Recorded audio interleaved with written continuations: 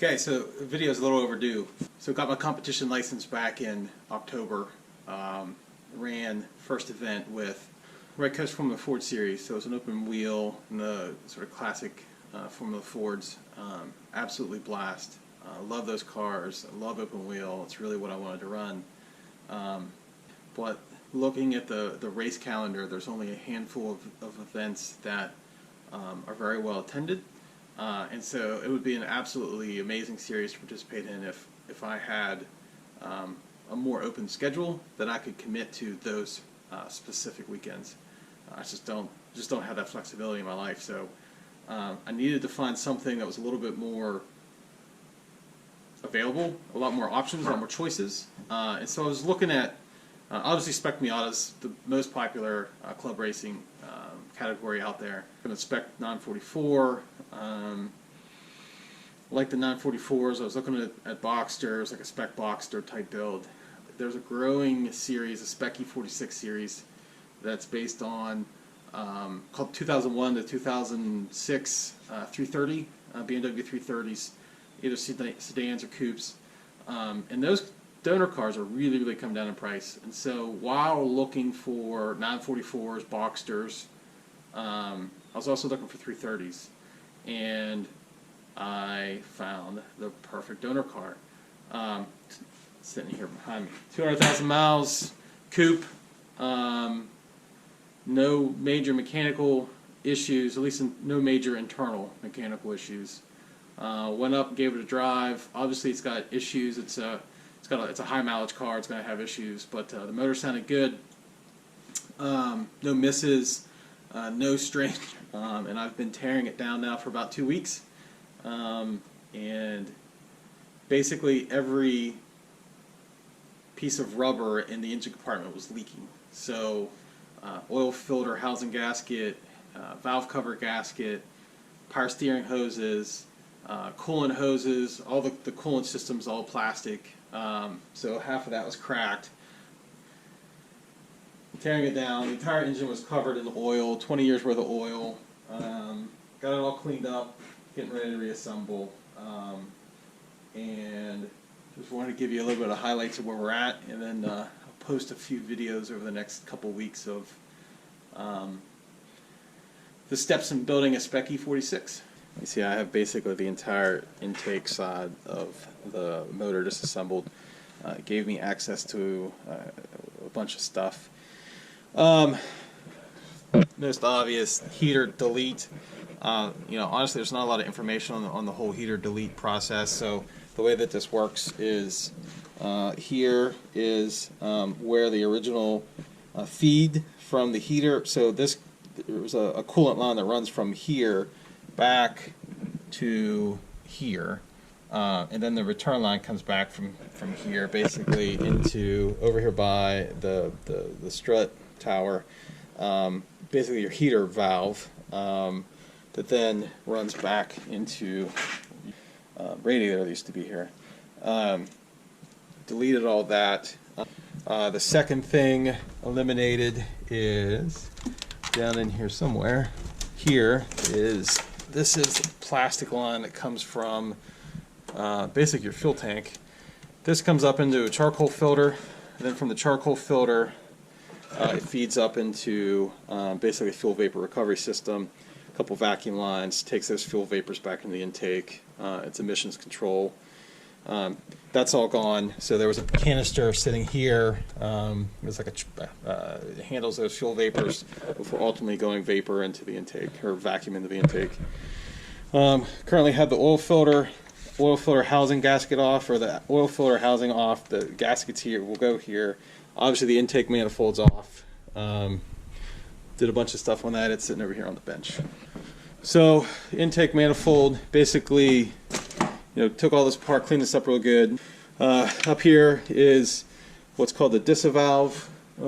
It's basically a plastic valve that fluctuates and changes the length of your intake runners. This is a common failure point for these cars. Took this all apart. It's actually functioning pretty well, but needs a new O-ring. This is your idle control. I've got a new O-ring for the throttle body.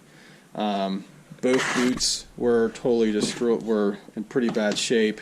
Here's one of the original boots. This fitting that goes to the brake booster broke off.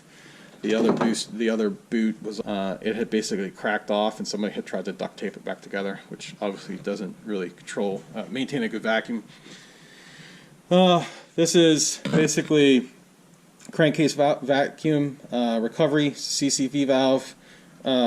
Piece of garbage plastic thing sitting here in the middle of all this heat. Notorious failure. When it fails, it just lets basically a bunch of oil and oil vapors back into the intake and cruds up basically your intake and your valve runners. Also, and all these pipes break, which is really cheap plastic. Some guys run oil catch can. Take this off and run an oil catch can. I stuck with the CCV system, just got a new one. Somehow people are able to put this on without actually taking the intake off, and I have no idea how they do it. It's frankly pretty impressive. This comes in from the valve cover.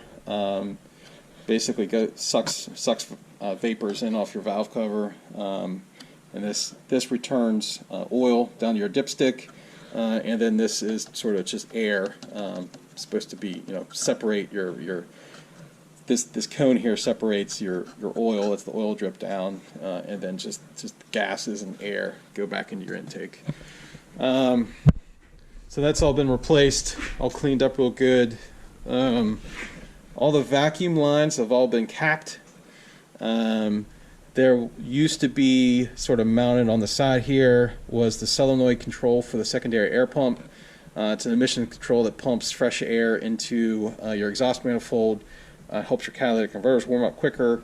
That's all been eliminated. The vacuum lines associated with that have all been eliminated. The vapor recovery system used to be mounted here. 2 vacuum lines on it, I believe, including, and then a line that runs down to that charcoal canister. This has all been removed. The vacuum line's capped. The only vacuum line remaining down here on the bottom is the brake booster. This big line here is for the brake booster. This is all cleaned up and ready to go. I'm just waiting on intake gasket to come, and it'll be ready to put back in the car. Valve cover and vanos. So this system here on the front, variable valve control, hydraulic pistons control the timing of the camshafts. The seals on those hydraulic pistons go bad. Took all this apart, replaced those seals. Valve cover gasket has been replaced. This has not been torqued down yet. I needed to get some gasket maker. You're basically supposed to put dabs of gasket maker at the corner of each of these moons in the front, and there's also half moons in the back that take gasket maker. So I got to take this back off this evening and put that gasket maker on. Water pump's been replaced with a metal impeller.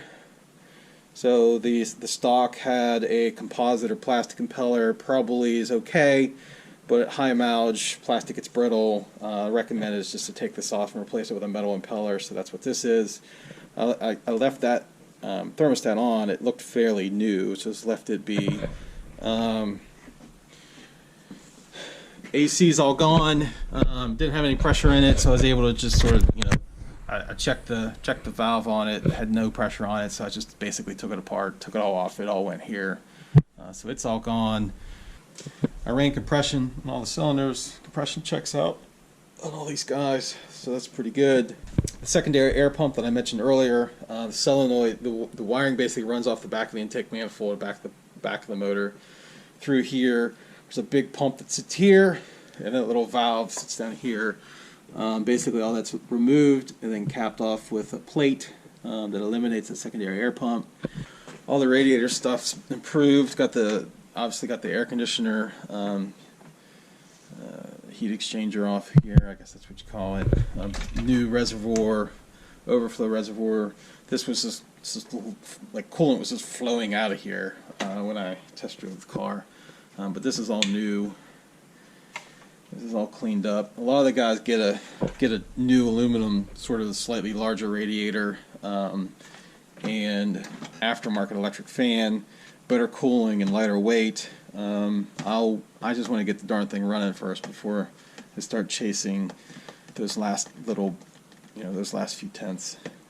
But that's fairly easy to upgrade. Really nice about these cars is how the whole front comes off. So that's about it. So just got to reassemble everything at this point, and hopefully she runs.